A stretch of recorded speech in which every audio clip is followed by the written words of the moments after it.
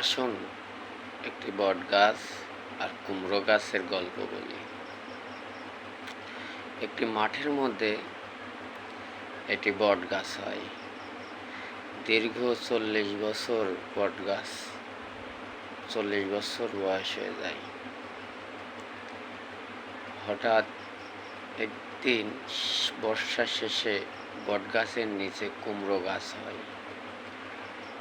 শীত যাইতে না যাইতেই 3 মাসেই কুমড়ো গাছ বট গাছের মাথা ছুঁয়ে ফেলে, বট গাছকে জড়িয়ে ধরে পেঁচিয়ে পেঁচিয়ে। তারপরে কুমড়ো গাছ বট গাছকে প্রশ্ন করে, ভাই বট গাছ, তুমি এত বড় হইতে কতদিন সময় লাগেছে?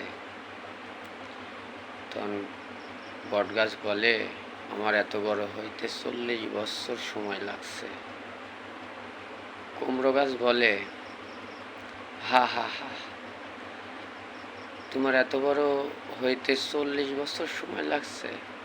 আমি তো মাত্র 3 মাসেই এত বড় হয়ে গেলাম। তখন বট গাছ আর হাসি দেখে চুপচাপ রইল। তারপর শীত গেল, বসন্ত গেল, বর্ষা আবার চলে আসলো। আসার পরে কুমড়ো গাছের গোড়া পচে যাওয়া ধরে, তখন কুমড়ো গাছ লাল হয়ে যায়। তখন বট গাছ প্রশ্ন করে, কি হলো কুমড়ো ভাই?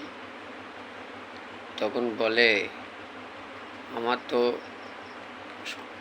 অসুস্থ শরীর, মনে মারা যাব। তখন বলে বট গাছ,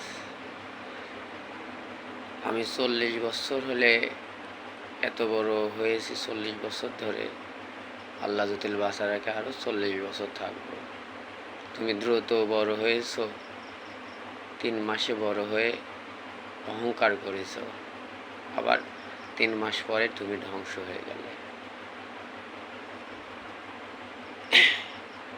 আলহামদুলিল্লাহ, বোঝার তৌফিক দান করুন। আমিন।